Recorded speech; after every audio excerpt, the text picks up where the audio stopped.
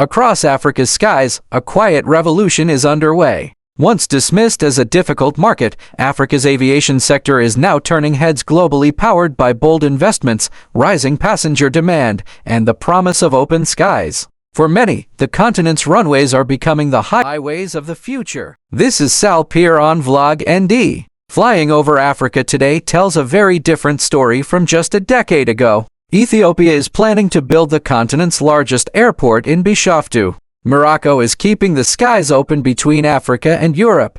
Senegal has become a gateway for long-haul flights into West Africa. And in the east, Zanzibar is quietly transforming into an international hub. George Johnson, a commercial pilot working in East Africa, put it simply, flying in Africa is unlike anywhere else. The pace of growth and the diversity of routes mean constant learning and opportunity, passenger growth and market potential. According to the International Air Transport Association, Africa's passenger traffic is expected to double by 2044, growing at a rate of 4.1% annually. That's faster than many established regions. What's driving it? Shout out to our dear subscribers. To our non-subscribing friends, your support is as valuable. If you can take 1 second to hit the subscribe button, that will be fantastic. A fast-growing middle class, urbanization, booming tourism, and stronger business links across the continent. For passengers, it means more choices and better connectivity. For airlines, it's a race to expand routes and fleets. Already, Ethiopian Airlines, Africa's largest carrier, flies to over 142 international destinations with a fleet of 135 aircraft. Egyptair, Kenya Airways, and others are following suit. And new cities like Accra and Dakar are emerging as regional hubs, no longer leaving all the spotlight to Addis Ababa or Johannesburg. Breaking barriers, the policy shift. It's not just airlines driving the change. Policies are catching up too. In 2018, the African Union launched the Single African Air Transport Market, or SATM, aimed at creating a continent-wide open skies agreement. Today, 38 countries have signed on. Full implementation could increase intra-African passenger traffic by 51%, while reducing airfares by 26%. That's not just about cheaper flights, it's about business opportunities, easier tourism, and better integration for African economies. Aviation experts call SATM a game-changer, as it breaks down long-standing barriers that restricted airlines to specific national markets. Building the future infrastructure projects. Of course, open skies need strong airports. Across the continent, billions are being poured into modernizing aviation infrastructure.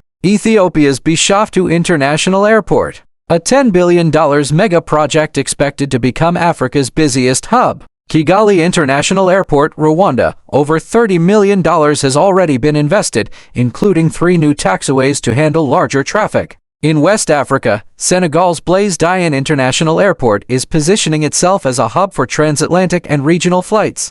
The International Civil Aviation Organization stresses the need for improved air traffic management and safety systems. Modern airports aren't just about passenger comfort, they're about reliability, safety, and efficiency. The talent demand jobs in the skies. Infrastructure alone won't make planes fly. Africa needs people, and lots of them. Boeing's long-term outlook projects that by 2044, Africa will need 23,000 new pilots to 4,000 new engineers and technicians to 7,000 new cabin crew. That's nearly 75,000 aviation professionals in the next 2 decades. Tesfaye Alimu, an Ethiopian aircraft technician, says, "The investments in training and technology have transformed our workplaces. I see a future where African aviation stands shoulder to shoulder with global leaders." For young professionals, this is more than a job, it's a chance to grow fast, work across borders, and be part of a historic transformation. Opportunities and challenges. Africa's aviation boom isn't without hurdles.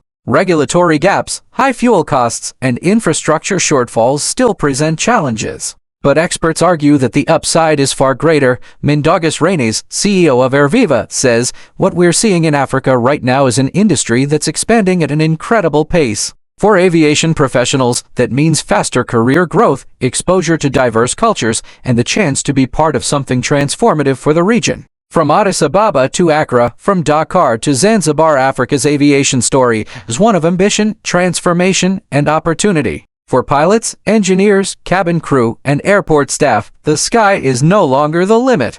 As one of the world's fastest-growing aviation markets, Africa is preparing to take its place not just on the global map, but at the center of it. Among other African nations thriving, South Africa is actively looking to lead efforts and profit from the continent's promising future. South Africa finds itself at a critical crossroads in global trade. Shut out of Washington by tariffs, but welcomed in Asia, Moscow, and beyond. Pretoria's shifting partnerships are redrawing its economic future. The U.S. rift. Relations with the United States have soured under President Trump.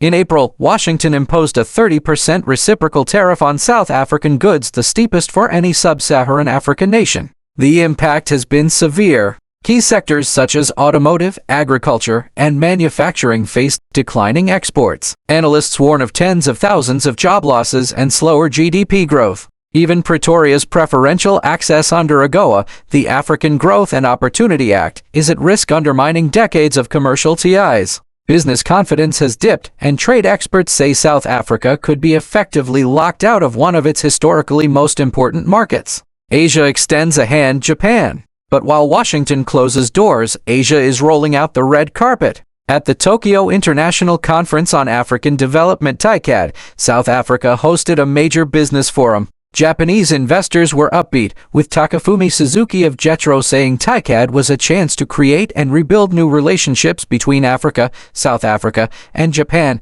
Toyota Tsusho's CEO, Toshi Imai, praised South Africa's auto industry, highlighting the success of Toyota's hybrid car built in Durban. South Africa is a gateway for Africa, he said, pointing to the opportunities created by the African Continental Free Trade Area (AfCFTA). Strengthening ties with Moscow. Pretoria is also deepening its ties with Russia. In June, Deputy President Paul Mashatile led a delegation of 8 ministers to Moscow, meeting Russian Prime Minister Mikhail Mishustin. Talks centered on cooperation in trade, agriculture, healthcare, and infrastructure. South Africa's state-owned Transnet was spotlighted as a potential partner for port, rail, and freight development. Mashatile made the pitch clear: once you are in South Africa, you have access to a market of over 1 billion people across Africa. We invite Russian companies to partner with us. China's agricultural opening. China, too, is moving fast. During a recent working visit, Agriculture Minister John Steenhuisen announced Beijing's draft protocol for the export of 5 stone fruits: apricots, peaches, nectarines, plums, and prunes, with more negotiations underway for cherries and mangoes. This is the first time China has negotiated multiple products with us at once, Steenhuisen said, calling it a breakthrough that could open huge opportunities for farmers and exporters. Access to China's vast consumer market gives Pretoria an essential buffer against U.S. tariff restrictions. BRICS and beyond. Pretoria is also leveraging its role in BRICS, with the bloc's expansion in January adding Egypt, Ethiopia, Iran, Saudi Arabia, and the way the new BRICS Plus represents nearly a quarter of global GDP, 2/5 of trade, and almost half the world's population. South Africa sees this as a chance to push beyond raw commodities, focusing on value-added industries and deeper South-South cooperation. India steps up.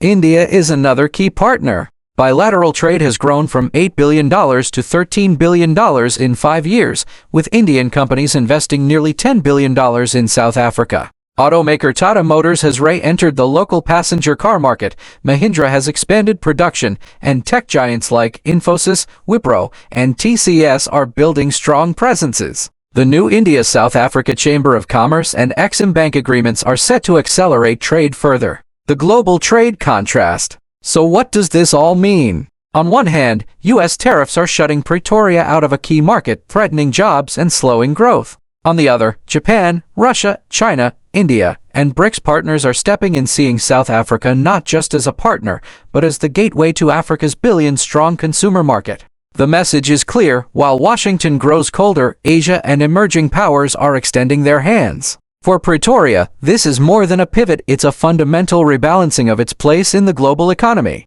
I'm Sal Peer, and this is Vlogged, where we bring you Africa's shifting role in a changing world. Thank you for watching. Don't forget to subscribe to the channel, like and share our videos. We appreciate your support so much.